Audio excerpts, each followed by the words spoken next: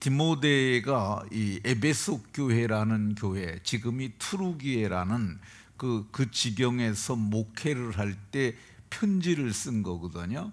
그 시대에는 혼인을 금한다고 그러면은 무슨 그런 일이 있을 수 있나 할 정도로 그때는 다 결혼을 하던 시대예요.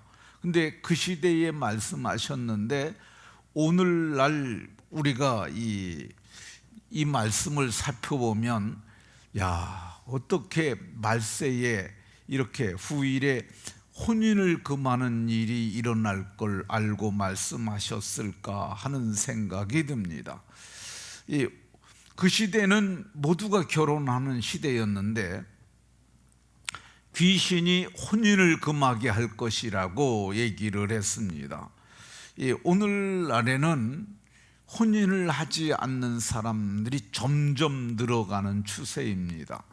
결혼하지 않는 사람 않고 그냥 평생 살겠다고, 혼자 살겠다고 다짐한 사람들을 비혼주의자라고 얘기를 합니다. 이 비혼주의자가 우리나라만 보더라도 굉장히 많습니다. 얼마나 많은지 숫자로 집계하기가 힘듭니다.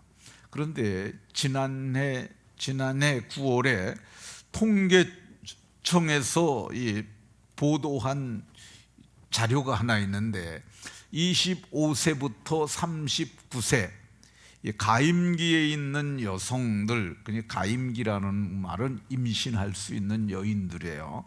근데 그 사람들의 미혼 비율이 66.3%.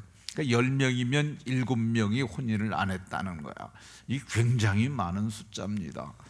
이 사람들 중에서 그러면 3명이 결혼을 하는데, 그러니까 10명 중에 3명이 결혼하는데 그들이 낳는 자녀의 수가 0.76, 0.76. 그러니까 그게 둘이 결혼해서 1명을 못 낳는 거야. 그러면은 이게 2명이 결혼하면 2명을 낳으면은 인구가 좀 증가를 해요.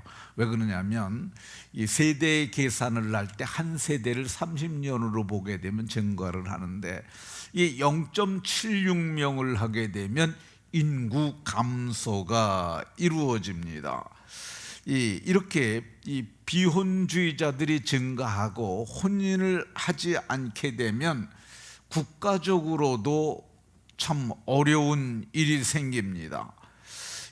그리고 하나님 나라가 약화된다고 할 수 있어요. 그러니까 하나님 나라가 어떻게 전승되어 가느냐? 하나님 나라는 두 가지로 전승이 되어 간다고 볼 수 있습니다. 하나는 기업이고 하나는 자녀예요. 그러니까 하나님 나라가 하나님께서 이스라엘 백성들에게 땅을 주시고 그 땅을 자손 대대로 물려가게 했어요. 룻기서를 보게 되면 룻기의 기업 이을자라는 말이 나와요. 기업을 잇는다. 그러니까 기업을 이어가는 거야, 대를. 거기서 얘기하는 기업이 뭐냐면은 땅을 기업이라고 그러는 거예요. 그래서 보면은 그 기업 물을 자 이런 표현이 나오는데 그 모압 땅에서 돌아온 나오미가 그의 며느리 룻에게 이 보아스가 우리 가문의 기업을 이을 자가 된다고 이렇게 얘기를 합니다. 그러니까 기업은 토지를 말하는 건데 그걸 팔고 사더라도 그래서 기업이 끊어지지 않도록 이 50년째 되는 해는 그 신년이라고 해서 그 신년에 나팔을 불게 되면은 땅을 팔았던 것들도 다 원주인에게 돌아가는 거야. 그래서 하나님이 기업을 전승해 주는 방법이 하나는 토지고 하나는 그 자식들입니다. 시편 127편 3절에 보라 자식들은 여호와의 기업이요 이렇게 말합니다. 자식은 내게는 태의 열매는 상급이기도 하지만은 하나님의 입장에서 보면 자식들이 하나님의 기업이라고 얘기를 합니다. 그러니까 우리가 낳는 자식들이 하나님의 기업이에요. 그래서 우리가 믿는 사람들이 자녀를 낳고 그들에게 믿음을 전승해 주므로 그들이 하나님 나라의 기업이 돼서 하나님 나라를 이어가게 됩니다. 근데 우리가 자녀를 낳지 않잖아요. 그러면 어떤 일이 일어나겠어요? 기업이 단절이 되는 거야. 전승되지 못하고 세대 단절이 일어나요. 이거는 비극이죠. 국가적으로도 삼성연구소라고 하는 연구소가 있는데 거기서 지금 이 추세로 가면은 2700년 뒤, 그러니까 2700년, 그러니까 지금으로부터 700년이 되면은 대한민국은 인구가 30만으로 되고 그래서 국가가 소멸이 된다고 그래요. 그러니까 30만 이하는 국가로 보지 않는 거야. 그러니까 나라가 없어진다는 얘기죠. 그러니까 우리가 자녀를 낳지 않는 것은 국가를 소멸시키는 것이고 하나님 나라의 기업을 끊는 거예요. 그런데 이거를 누가 하느냐? 자녀를 낳지 않게 하는 거, 그게 귀신이 한다고 그러잖아요. 후일에 미혹해 하는 영과 귀신의 가르침을 따르게 되는데 혼인을 금하고 결혼하지 말라고 한다는 거예요. 그래서 우리는 귀신의 가르침을 따르면 안 되고 이게 귀신의 가르침이라는 생각을 가져야 돼요.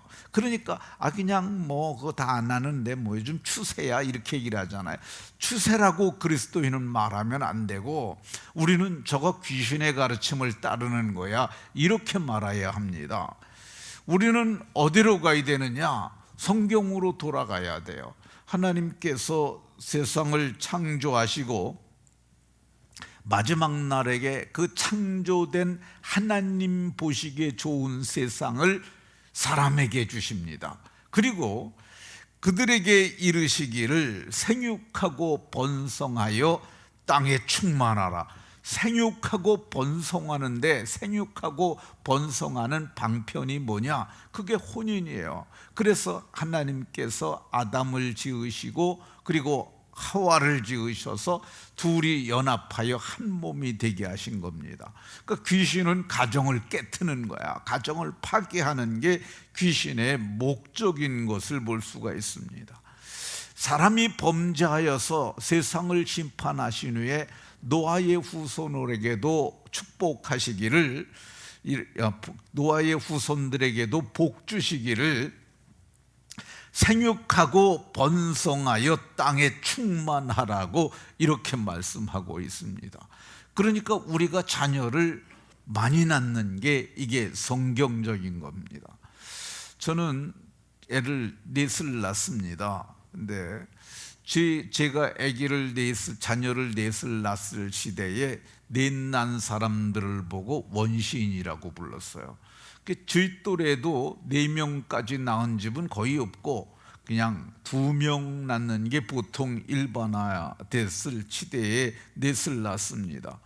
근데 사람들이 그때 얘기를 했어요. 어떻게 먹여서 기르려고 그러느냐? 요즘에도 역시 마찬가지예요. 비혼주의자들이 비혼하는 이유가 뭐냐? 그게 첫 번째가 이 결혼은 구속이라고 생각하는 거야. 남편에게 구속되고 시집에게 구속되고 어쨌든 이 구속이 싫다. 그래서 자유롭게 살기 위해서 혼인하지 않는다는 거야. 두 번째가 이게 개인의 행복을 위해서 내가 하고 싶은 일 하면서 그렇게 살라고 결혼하지 않는다는 거야. 그리고 애를 낳게 되면 돈이 많이 들어가니까 이게 애를 낳지 않겠다는 거야. 근데 이게 결혼을 하게 되면 그건 세상 논리로 보더라도 소소한 불편이나 구속은 있지만은 결혼해서 누리는 행복이 굉장히 더 큽니다. 근데 귀신이 그걸 감춰놓는 거야. 그렇게 하지 마. 그거 불편한 거야. 구속되는 거야. 자유를 뺏기는 거야. 그리고 애 낳으면 그 애들을 낳아서 기르려면 얼마나 힘들어. 이렇게 하는 거죠. 근데 그 결혼을 해서 서로 사랑하면서 가정이 주는 행복이 굉장히 큽니다. 그리고 또 이 애들을 양육하면서 그 애들로 말미암는 행복이 참으로 큽니다. 그리고 경제적인 거 얘기를 하는데, 애들 기르는데 유난 떨지 않으면, 제 표현이 좀 기분 나쁠 수도 있습니다. 그냥 뭐 어떻게 좋은 것들로만 하고 그렇게 최상으로만 하지 않고 그냥 사람 사는 데서 우리가 먹는 거 먹고 그렇게 살면은 저는 그렇게 큰 돈 들지 않는다고 생각합니다. 그리고 사람을 지으신 그분께서 책임을 지시지 않겠어요? 성경을 보면은 시편 139편에 주께서 내 내장을 지으시며 나의 모태에서 나를 만드셨나이다, 이렇게 말씀합니다. 우리가 자녀를 낳는데 그 자녀를 성경은 뭐라고 그러냐?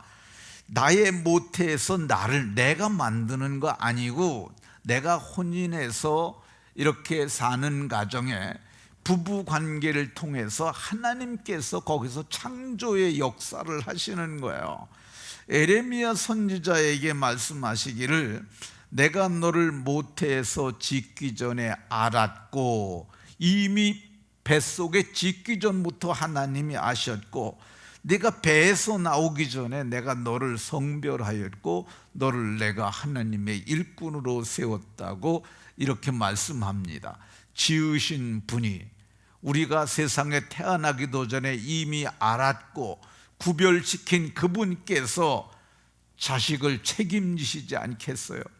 우리가 나면은 책임지십니다. 그러니까 세상 사람들도 그거를 알아요. 그래서 옛날에도 아기를 낳아가지고 애들이 굶어 죽은 예가 거의 없습니다, 역사를 봐도. 그러니까 믿음으로 낳는 거야. 귀신이 낳지 말라고 그래도 아유, 우리는 하나님이 생육하고 번성하라고 그러셨으니까 주께서 기르시고 책임질 거야, 이렇게 하고 나면 하나님이 기르시고 다 책임을 지십니다. 제가 시골에서 목회를 할 때, 애가 넷인데 뭐 시골에서, 시골 교회가 사례비 많이 못 주잖아요. 그러니까 애들에게 좋은 옷을 못 사 입혔어요. 근데 어느 날 좀 생각이 들었어요. 야, 이거 애들한테 좋은 옷을 못 해 입히고 그러는데, 그래서 제 친구한테 전화를 했습니다. 상암동에 있는 그 상암교회라는 교회인데, 김봉수라는 저기 신학교 동기예요. 그래서 그건 교회가 커요. 그리고 도시에 있는 교회니까, 야, 니네 교회 그 아기를 한두 명밖에 안 낳잖느냐 그랬더니 그렇대요. 그러면은 그 사람들한테 하루 광고해가지고 그 옷들 중에서 좋은 것들 좀 챙겨가지고 좀 그 한보따리 해갖고 좀 보내줘라 그랬더니 알았어 그러더라고요. 그 다음 주간에 거기 그 교회에서 옷이 왔는데요, 봉고 트럭으로 한 트럭 실어 왔어요. 근데 거기 그 서울 사람들 중에서 그래도 거의가 그런 데는 메이커를, 유명 메이커 제품들을 입히더라고. 우리 그거 가지고 동네가 다 나눠 입혔어요. 그냥 옷 같은 거, 먹는 거, 입는 거 그렇게 부담되지 않습니다. 제가 어제 이제 저쪽에 있는 동두천에 있는 제 동기 목사, 동기 아니고 후배 목사한테 전화를 했어요. 근데 그 친구는 저를 갖다 멘토라고 그러면서 저를 잘 따라요. 그래가지고 제가 어제 그 힘든 목사님들 몇 명 오라고 그래갖고 같이 밥을 먹었는데, 근데 그 친구는 일정이 있어서 못 오겠다고 그래가지고 셋이서 밥을 먹었어요. 그런데 제가 그 친구한테 전화를 했더니 그 친구가 저한테 그래, 목사님 그 교회 청년 괜찮은 사람들이 있으면 좀 소개해 주세요. 왜 그래 그랬더니 저 딸이 둘이나 있어요. 그래서 괜찮은 청년이 있긴 있는데 그랬더니 청년이 몇 살이냐요. 그래서 알아보니까 25살이래. 그 딸이 몇 살이니까 29인가 뭐 그렇게 30살 됐다고 그러더라고요. 그래서 야, 안 되겠다 그랬더니 둘째 딸이 있다고. 둘째 딸이 나이가 어리다고 그랬는데, 근데 물어보니까 애들을 다 대학원까지 시키고 애들을 다 대학 공부를 시켰더라고요. 그래서 근데 그 개척교회 하면서 어렵거든요.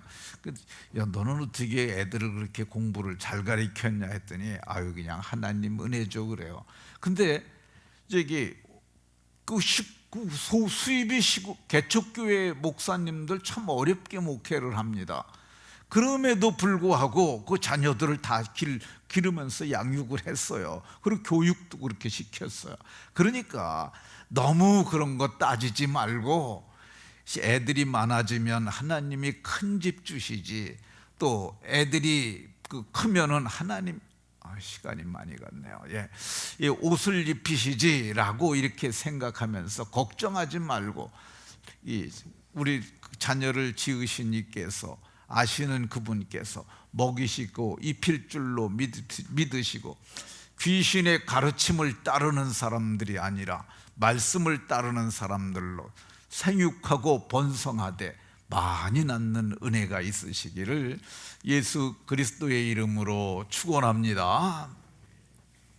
하나님, 이 새벽에 귀신들이